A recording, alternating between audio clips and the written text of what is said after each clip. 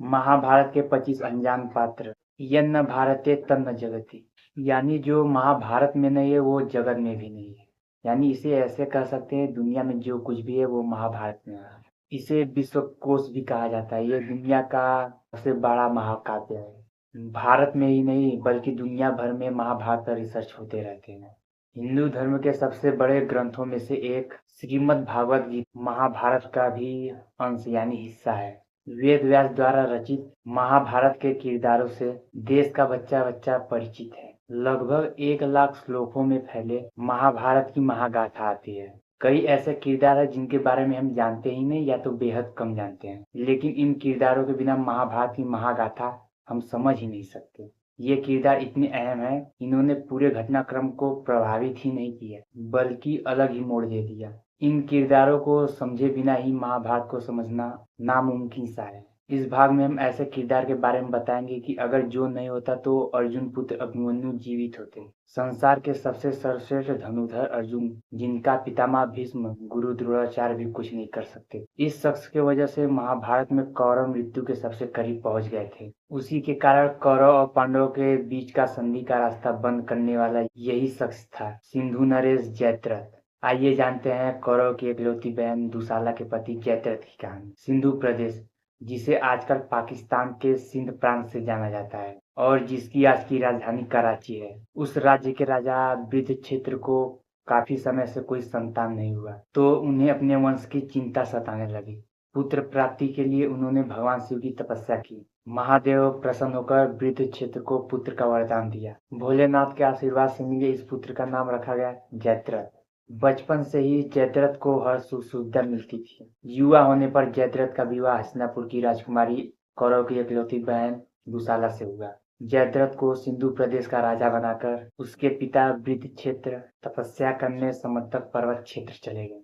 राजा बनते ही जयद्रथ भोग विलास में डूबा रहने लगा, लेकिन साथ ही उसे यह डर सता रहा था कि वह जिस सुख सुविधा वैभव को भोग रहा है कहीं उससे वह छीन न जाए। भारतवर्ष में एक से एक बढ़कर महावीर शूरवीर योद्धा थे। अगर किसी ने सिंधु प्रांत पर कुटिल दृष्टि डाली तो उसका सामना वो कैसे करेगा। इसी डर से वह भागा भागा समंतल क्षेत्र पर्वत जा पहुंचा, जहाँ उसके पिता वृद्धक्षेत्र तपस्या में डूबे हुए थे। उसने पिता को प्रणाम करने के बाद उनसे कहा कि पिताजी, आप भी मुझे कोई ऐसा वर दीजिए जैसे पिता शांतनु ने अपने पुत्र भीष्म को दिया था। वृद्धक्षेत्र मुस्कुराए और बोले, पुत्र, न तो तुम गंगा पुत्र भीष्म हो, न तो मैं शांतनु। हाँ, लेकिन मैं एक श्राप से तुम्हारे लिए सुरक्षा घेरा अवश्य बना सकता हूँ। वृद्धक्षेत्र ने पुत्र जयद्रथ को श्राप दिया कि जो भी योद्धा तुम्हारी हत्या कर तुम्हारा सर काटेगा और जिसके स्पर्श से तुम्हारे सर की एक भी बूंद अगर पृथ्वी पर गिरेगी तो उसका सर विध्वंस हो जाएगा। संन्यास के बाद भी पुत्र मोह में पिता ने पुत्र को सुरक्षा कवच तो प्रदान कर दिया था, लेकिन वो नहीं जानते थे कि यही श्राप उनके मृत्यु का कारण बनेगा।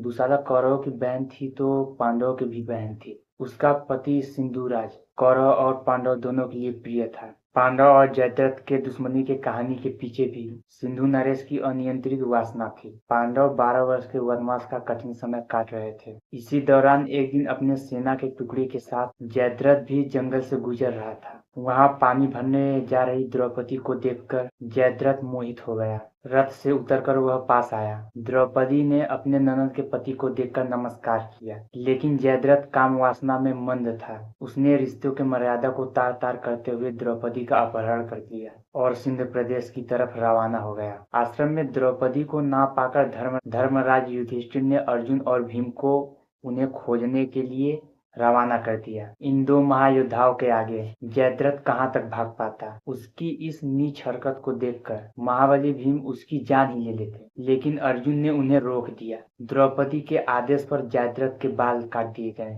सिर्फ उसके सिर पर 5 चोटियां छोड़ दी गई। उसे दास बनाकर धर्मराज युधिष्ठिर के पैर दबाने के बाद मुक्त कर दिया गया। अपमान की ज्वाला में धधकता हुआ जयद्रथ वापस सिंध प्रदेश की तरफ नहीं गया, बल्कि एक निर्जन स्थान पर महादेव के कठिन तपस्या में लीन हो गया। उसकी कठिन तपस्या और त्याग को देखकर महादेव प्रसन्न हुए। प्रतिशोध की ज्वाला में धधकते हुए जयद्रथ ने उनसे पांडवों की हत्या का वर मांगा, लेकिन महादेव ने उन्होंने कहा कि पांडवों को मार पाना इस संसार में किसी योद्धा के बस में नहीं है। अर्जुन तो स्वयं इंद्र के पुत्र हैं, उन्हें युद्ध भूमि में हरा पाने का सामर्थ्य किसी योद्धा में नहीं है। हाँ, लेकिन यह हो सकता है कि सिर्फ एक दिन के लिए तुम अर्जुन को छोड़कर बाकी 4 पांडवों के ऊपर भारी पड़ोगे। महादेव ये वर देकर अंतर्ध्यान हो गए और जयद्रथ ने अपने जीवन का एकमात्र लक्ष्य बना लिया पांडवों का सर्वनाश। जब कुरुक्षेत्र में महाभारत का महामैदान सजा तो जयद्रथ को भी पांडवों से प्रतिशोध लेने का मौका मिल गया। दोनों पक्षों में अर्जुन, भीम, कर्ण,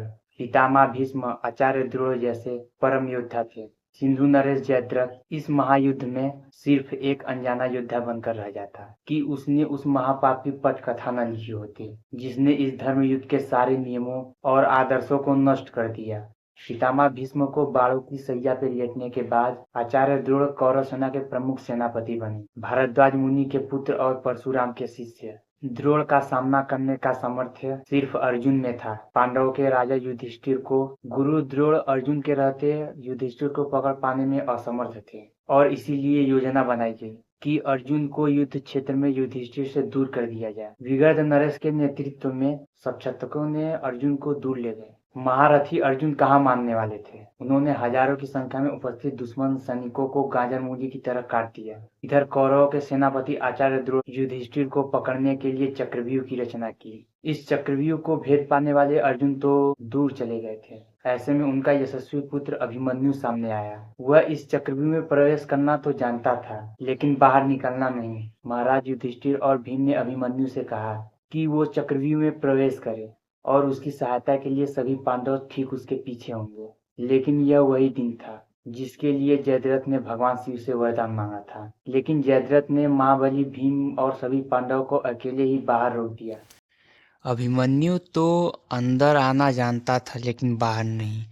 इसी कारण से कौरव द्वारा मिलकर अभिमन्यु को मार दिया गया। तब यह बात अर्जुन को पता। तब अर्जुन ने यह प्रण लिया कि कल सूर्यास्त होने से पहले जयद्रथ को वह मार डालेगा। उस दिन युद्ध समाप्त हो गया। जयद्रथ डर के मारे रात भर यह सोचता रहा कि कल का सूर्योदय हो ही न। तब कौरव ने उसे आश्वासन दिया कि वह उसकी रक्षा करेगी। सूर्य भगवान अपने समय से उदित हुए। दुर्योधन जानता था कि अगर अर्जुन का प्रण पूरा नहीं हुआ तो वह वचन के अनुसार अग्नि समाधि ले लेगा। तब भगवान श्री कृष्ण ने अपनी माया से सूर्यदेव को कुछ समय के लिए ढक दिया। तब कौरव के पीछे छुपा हुआ जयद्रथ बाहर आया। तब जयद्रथ ने कहा कि अरे ओ कुंती पुत्र अर्जुन, अब तुम्हारे अग्नि समाधि लेने का समय आ गया। तब श्री कृष्ण भगवान ने मुस्कुरा कर कहा कि अर्जुन अभी सूर्यास्त नहीं हुआ है, ये देखो। तब भगवान श्री कृष्ण ने अपनी माया से सूर्यदेव पर छाए हुए बादल को हटा दिया और कृष्ण भगवान ने कहा कि इसका वध ऐसे करना कि समंतक पर्वत पे तपस्या करते हुए इसके पिता वृद्धक्षेत्र की गोद में इसका सर जाकर गिरे। तब अर्जुन ने अपने एक ही बार से इसका सर काटा जो समंतक पर्वत पे तपस्या कर रहे ऋषि के गोद में जाकर गिरा और उसे यह श्राप था कि जिसके स्पर्श से इसका सर जमीन पर गिरेगा उसका सर नष्ट हो जाएगा। उस हिसाब से उसके पिता उस श्राप के कारण उसके पिता के हाथ से उसका सर जमीन पर गिरा और उसके पिता का मृत्यु हो गया। इस कहानी में इतना ही। अगला एपिसोड बनाने के लिए कमेंट कीजिएगा। धन्यवाद।